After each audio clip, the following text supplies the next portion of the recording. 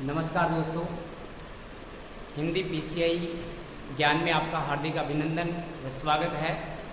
मित्रों, हिंदी पीसीआई ज्ञान चैनल के माध्यम से हम आप लोगों तक हिंदी और संविधान के वीडियो उपलब्ध करवा रहे हैं, जिनमें अभी हाल ही में दिल्ली पुलिस के लिए आपके लिए ये संविधान की कुछ वीडियो हैं, ये रामबाण साबित होंगे। तो मित्रों, ज़्यादा से ज़्यादा आप चैनल को सब्सक्राइब कीजिए और शेयर कीजिए, जिससे आप लोगों को व अन्य लोगों को भी इससे फ़ायदा मिल सके। तो यहाँ पर मित्रों, बिना देरी करते हुए हम करते हैं शुरुआत। मित्रों, हम बात करें तो सीधी सी यही है कि यहाँ पर संविधान के कुछ अधिनियम हमने पढ़े थे। तो यहाँ पर संविधान को पढ़ रहे हैं और संविधान के कुछ अधिनियमों वाला टॉपिक चल रहा है। तो मित्रों, हमने संविधान के प्रमुख अधिनियम पढ़े। 1773 का रेगुलेटिंग एक्ट पढ़ा, 1784 का पिट्स एक्ट पढ़ा। ये एक तो है रेगुलेटिंग एक्ट, ये हम पढ़ चुके हैं। एक पिट्स इंडिया एक्ट, ये भी हम कौन तक पढ़ चुके हैं। आज अपने दो अधिनियम होंगे, जिसमें एक तो आ जाएगा 1793 का चार्टर एक्ट होगा, और दूसरा मित्रों यहाँ पर हम बात करते हैं तो 1793 के बाद में 1813 का चार्टर एक्ट आता है। मित्रों, चार्टर एक्ट के नाम से ये चार अधिनियम आते हैं।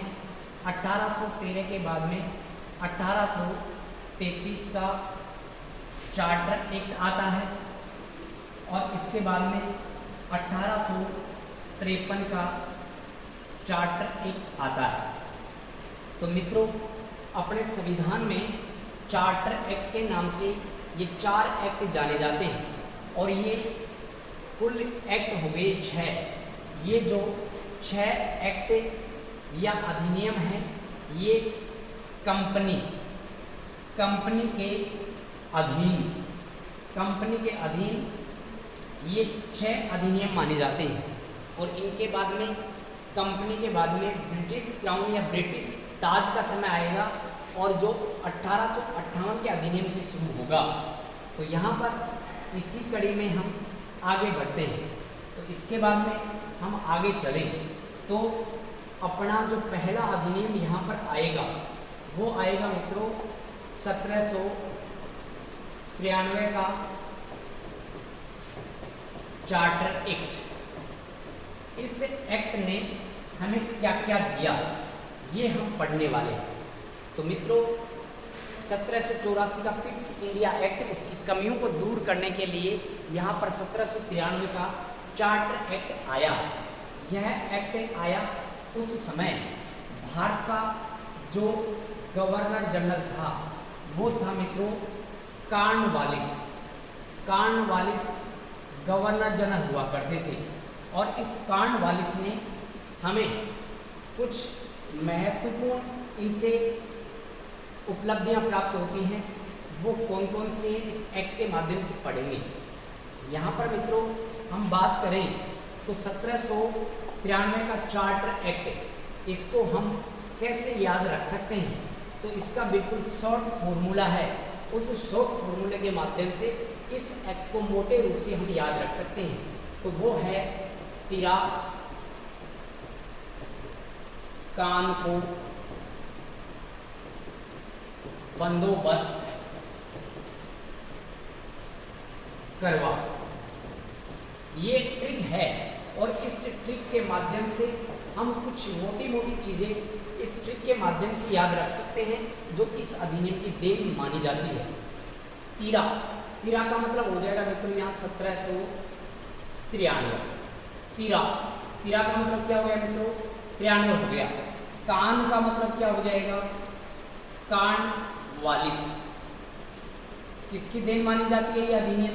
कॉर्नवालिस की देन मानी जाती है। अर्थात गवर्नर जनरल कौन था भाई उस समय? गवर्नर जनरल कौन हो गया? कॉर्नवालिस हो गया। बंदोबस्त करवा, तो कॉर्नवालिस ने भारत को भू, यहाँ पर हम बात करें भूमि बंदोबस्त, भूमि बंदोबस्त प्रणाली, भूमि बंदोबस्त प्रणाली भारत को देन मानी जाती है, तो कॉर्नवालिस की मानी जाती है। मित्रों कई बार प्रश्न पूछा हुआ है कि भारत में भूमि बंदोबस्त प्रणाली के जनक कौन माने जाते हैं? तो कॉर्नवालिस। तो ये बंदोबस्त से ऐसे याद रह जाएगा, ऐसे ही आ सकता है भू राजस्व प्रणाली। तो वही बात है, भूमि बंदोबस्त प्रणाली बोल दें या भू राजस्व प्रणाली बोल दें।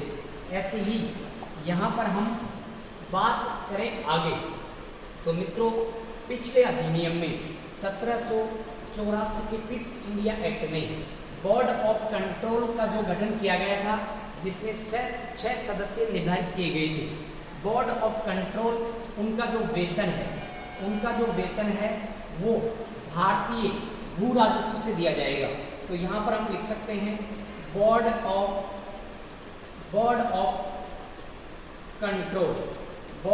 कंट्रोल के सदस्यों का वेतन कहाँ से दिया जाएगा मित्रों? भू राजस्व से दिया जाएगा। ये निर्धारित किस अधिनियम में किया गया? तो 1793 के चार्टर एक्ट में ये निर्धारित किया गया। इसके अलावा हम आगे बढ़े तो ये जो कॉर्नवालिस हैं, इन्होंने हमें इनके द्वारा एक उपलब्धि हमें और प्राप्त होती है।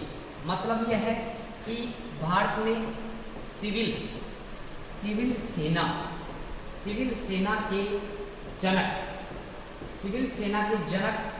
किस गवर्नर जनरल को कहा जाता है?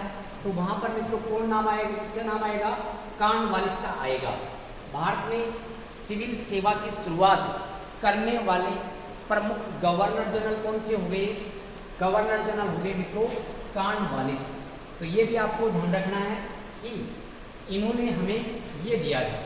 मतलब यह है कि यहाँ पर सिविल सेना या फिर हम बात करें संघ लोक सेवाओं जो भर्तियाँ होती हैं, इनका आंशिक रूप से प्रावधान वारेन हेस्टिंग्स ने दिया था, लेकिन विस्तार रूप से इसका जो प्रावधान दिया वो कॉर्नवालिस ने दिया।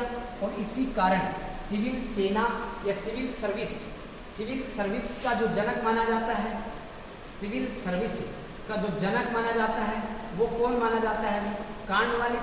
और सिविल सेना का जनक भी कौन माना जाता है? कॉर्नवालिस माना जाता है। तो मित्रों ये हो गया अपने 1793 का चार्टर एक्ट, जिसमें हम याद रख सकते हैं तिरा कान को बंदोबस्त करवा। तिरा का मतलब 93 हो गया और कान का मतलब कॉर्नवालिस हो जाएगा। कान का मतलब क्या हो जाएगा? कॉर्नवालिस हो जाएगा। और बंदोबस्त का मतलब भूमि बंदोबस्त प्रणाली या भू राजस्व प्रणाली की शुरुआत करने वाले कौन हो गए? कॉर्नवालिस हो गए। और ये भू राजस्व प्रणाली की जो शुरुआत की, यहाँ पर बोर्ड ऑफ कंट्रोल के जितने भी सदस्य होंगे उनका जो वेतन दिया जाएगा वो भारत के किससे दिया जाएगा? भू राजस्व से दिया जाएगा। ये किसमें किया गया? तो ये 1793 के चार्टर एक्ट में फिक्स किया गया। अब इसके बाद में हम आगे चलते हैं तो यहाँ पर दूसरा अधिनियम आता है 1813 का चार्टर एक्ट।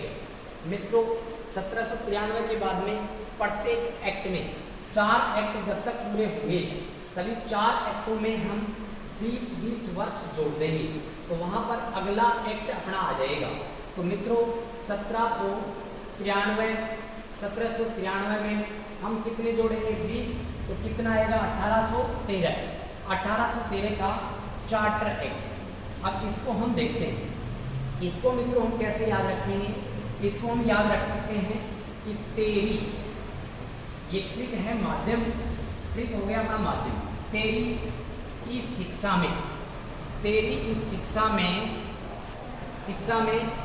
1 लाख रुपये या 1 लाख रुपया खर्चा हो गया।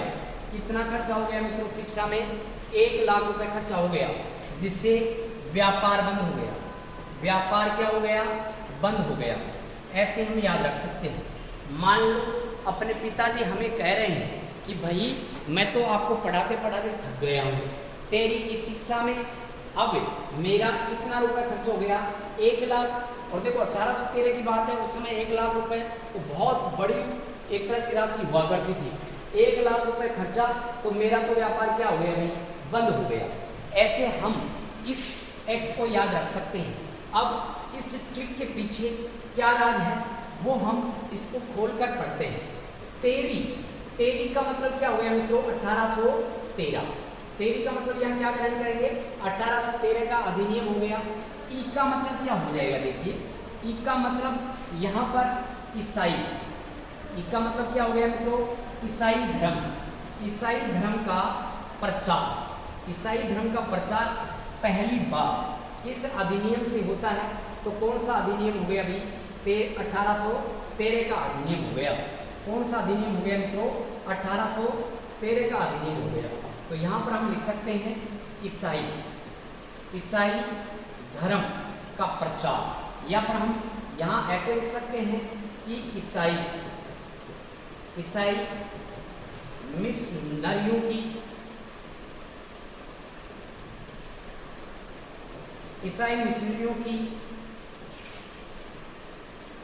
स्थापना हो गई।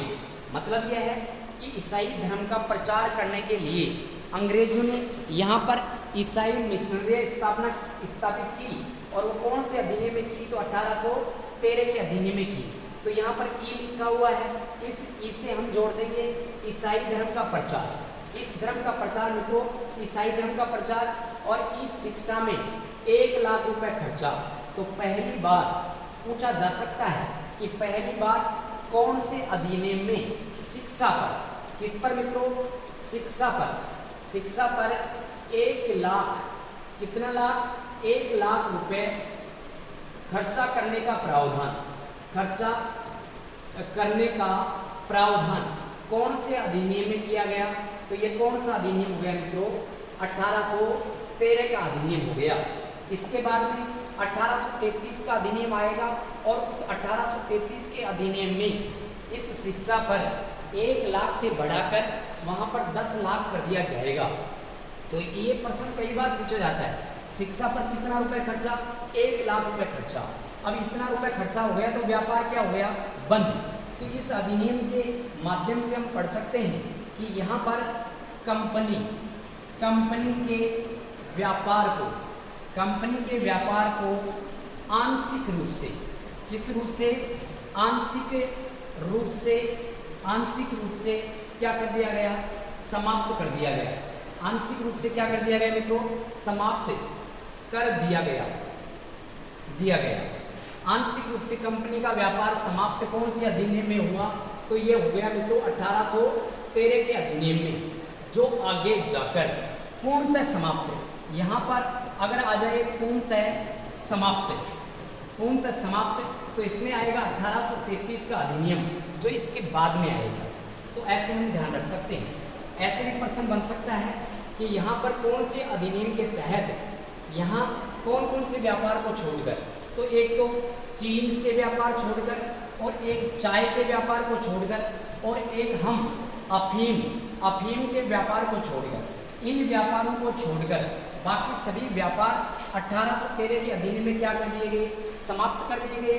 और ये व्यापार कब जाकर समाप्त होंगे? 1833 के अधिनियम में समाप्त होंगे। तो मित्रों, आज फिर से हमने यहाँ पर 2 एक्ट लिए हैं। एक एक्ट 1813 का एक्ट हो गया, और एक एक्ट हो गया मित्रों 1793 का एक्ट हो गया। दोनों एक्टों से कई बार प्रश्न पूछे जाते हैं। तो मित्रों, ज़्यादा से ज़्यादा चैनल को सब्सक्राइब करिए और शेयर कीजिए। आप सभी का धन्यवाद। जय भारत, जय हिंद।